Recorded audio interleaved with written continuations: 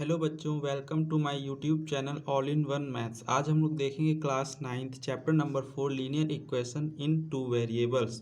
तो एक्सरसाइज शुरू करने से पहले हम इस चैप्टर का थोड़ा सा इंट्रोडक्शन ले लेते हैं, बेसिक इंट्रोडक्शन। तो हमने पढ़ रखा है क्लास 8th में लीनियर इक्वेशन वन वेरिएबल। तो पहले इसको शुरू करने से पहले हम दो टर्म के बारे में अच्छे से जान लेते हैं। एक होता है कांस्टेंट। कांस्टेंट, ये वर्ड हम लोगों ने सुना होगा कांस्टेंट। तो कांस्टेंट क्या होता है? जैसे कि कोई नंबर लिखा हुआ है 1 2 3 4 -1 -2 -3 एटसेट्रा, कोई भी दुनिया का नंबर लिखा हुआ है कांस्टेंट नंबर, वो सब तुम्हारे क्या होंगे? कांस्टेंट।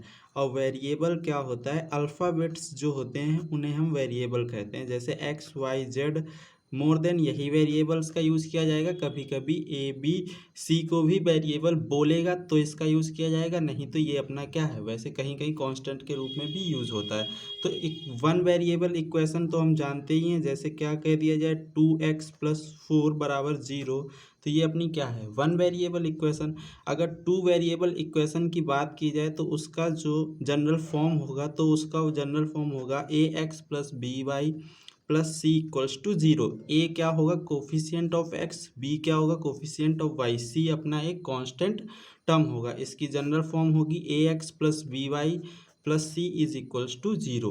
ये अपनी टू वेरिएबल, वेरिएबल भी दो हैं और कांस्टेंट टर्म कितने होंगे? एक, ठीक है। और इन्हें कोफिशिएंट बोला जाएगा। ये था एक बेसिक इंट्रोडक्शन। अब हम लोग देखेंगे एक्सरसाइज नंबर 4.1। तो इसका पहला सवाल क्या कह रहा है? पहला सवाल कह रहा है कि the cost of a notebook is twice the cost of a pen. Right a linear equation in two variable to represent this statement. हमें इसमें बताना है कि एक नोटबुक की जो कॉस्ट है वो पेन की कॉस्ट की ट्वाइस है, और इसकी हमें लीनियर इक्वेशन लिखनी है जो कि टू वेरिएबल में होनी चाहिए, और उसे स्टेटमेंट को लिख करके दिखाना है। तो देखो क्या कह रहा है।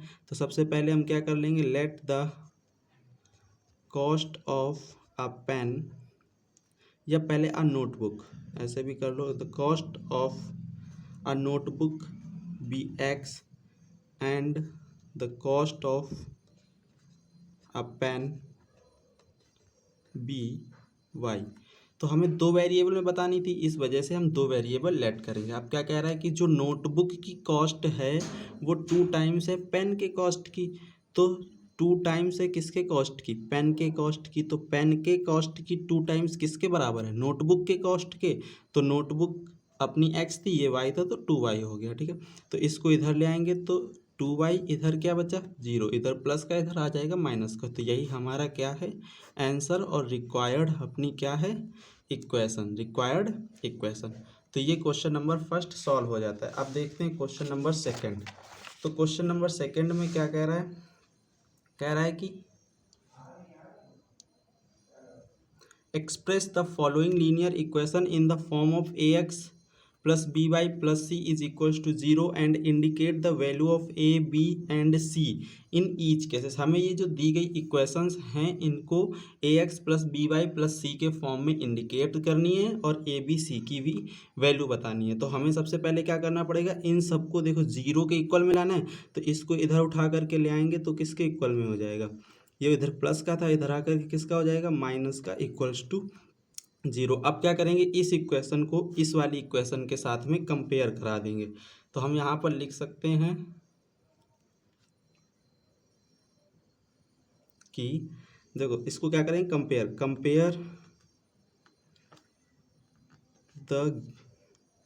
Compare the equation from ax + by + c = 0।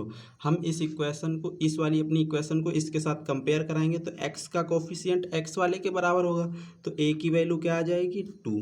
b का y का कोफिशिएंट y वाले कोफिशिएंट के बराबर हो जाएगा, तो v की वैल्यू क्या आएगी? 3। और c का कोफिशिएंट मतलब कांस्टेंट, तो c = विथ साइन लिखेंगे 9.35 बार। समझ में आया?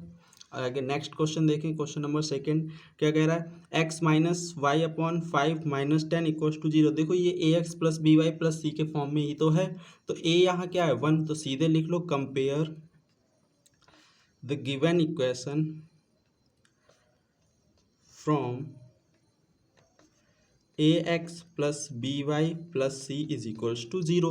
तो हमें ये इक्वेशन गिवन है, हम इसे कंपेयर करा लेंगे। तो x का कोफिशिएंट x वाले कोफिशिएंट के साथ बराबर होगा, तो a बराबर क्या आ जाएगा 1, क्योंकि यहाँ पर इसके मल्टीप्लाई में 1 तो हमेशा ही होगा। जब भी किसी वेरिएबल के साथ कोई कोफिशिएंट नहीं है तो यानी कि वहाँ पर 1 होगा। तो यहाँ देखो y के साथ क्या लिखा हुआ है, माइनस का 1/5, ठीक है, और c के साथ क्या है, माइनस का 10। तो ये अपनी क्या हो गई, इसके इक्वेशंस हो गई। यहाँ तक समझ में आया। चलो थर्ड देखते हैं। थर्ड क्वेश्चन कह रहा है कि इसको देखो, ये भी वही है, सेम क्वेश्चन रिपीट हो गया। चलो ये लोग कर लोगे, वैसा ही सेम है। तो चलो फोर्थ देखें। फोर क्या कह रहा है, एक्स इक्वल्स टू 3y। तो 3y को इधर ले आएंगे तो उधर कितना बचेगा, 0। तो यहाँ पर देखो इस इक्वेशन को किसके साथ कंपेयर कराएंगे, तो इसमें भी लिखेंगे compare the given equation from किसके साथ, ax plus B Y plus C is equals to 0 के साथ इसको कंपेयर कराएंगे। ये भी 0 के इक्वल है, तभी इसको 0 में चेंज भी किया जा रहा है। तो देखो x का कोफिशिएंट x वाले कोफिशिएंट के बराबर होगा। अगर इसको ऐसे भी लिखा जा सकता है x, तो ये x से x कट गया तो क्या आया 1। तो ऐसे ही इसको भी किया जा सकता है, जैसे इसको भी किया जाता है। तो क्या हो जाएगा, ये y का कोफिशिएंट बराबर होगा तो सामने जो कोफिशिएंट लिखा हुआ वो उसके बराबर हो जाएगा। तो v इक्वल्स टू माइनस का 3। ऐसे ही c, यहाँ पर तो कुछ है ही नहीं, तो c बराबर 0। समझ में आया। चलो आगे देखते हैं। क्वेश्चन नंबर 5 को कैसे किया जाएगा, इसको इधर शिफ्ट कर लेंगे। 2x plus 5y is equals to 0। इधर माइनस का था, इधर आ गया प्लस का हो गया। इसको भी कंपेयर करा दो किसके साथ, compare the given equation from ax plus B Y plus C is equals to 0। तो ax इक्वल्स टू 2x, चाहे तो ऐसे लिख करके भी बता सकते हो कि ये इसके बराबर हो गया, ये इससे कट जाए क्योंकि इधर जा करके डिवाइड में होगा ना। तो वैसे ही इसमें b इक्वल्स टू क्या आ जाएगा 5, और c इज इक्वल्स टू क्या हो जाएगा 0, क्योंकि यहाँ पर प्लस में c है और इन दोनों के साथ प्लस में कोई कांस्टेंट टर्म नहीं है, इस वजह से c की वैल्यू यहाँ पर क्या हो जाएगी 0। अब इसे देख लो, इसमें क्या है 3, इसमें तो इधर 0 ऑलरेडी दे रखा है। तो सबसे पहले क्या करेंगे, सीधे कंपेयर करा देंगे। जब ऑलरेडी इक्वल में 0 हो तो सीधे कंपेयर करा देना है, ठीक है। तो कंपेयर द इक्वेशन फ्रॉम